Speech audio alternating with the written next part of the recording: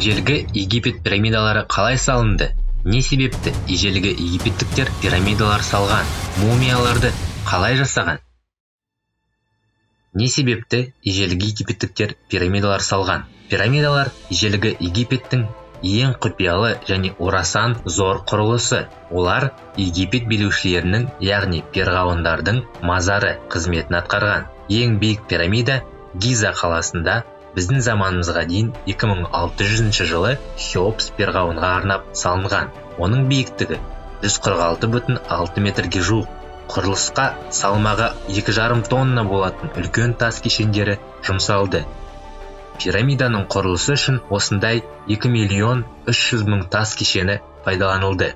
Тас кешендері домалатылатын бөренелердің үстінде тасымалданатын. Құрылысшылар тас кешендерді жоғары көтеру үшін ағаш шаналарды пайдаланған. Хеопс пирамидасының маңайынан тыс аймақта үлкен сфинкс мүсіні табылған. Бұл басы адам, ал денесі арыстан кейпінде жасалған зәулім тас мүсіні.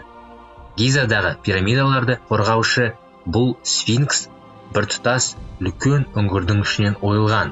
Оның биіктігі 7 қабатты ғимаратқа тең. Мумияларды қалай жасаған? Ежелгі египеттіктердің түсінігі бойынша адам қайтыс болғаннан кейін оның жаны тәнінен арылады. Бірақ ол денесіне қайта оралуы мүмкін. Сондықтан мәйітті сақтап қалу үшін денені бальзамдаған. Әртүрлі іс-әрекеттердің көмегімен египеттіктер денені келешекте жаны қайтып келу үшін сақтады.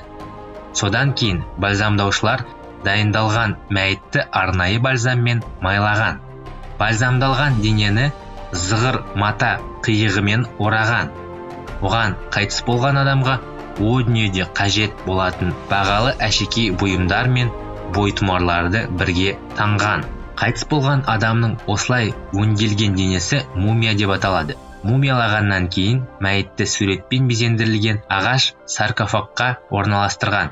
Соңында саркофагты табытханаға жеткізіп арнайы жерде сақтаған.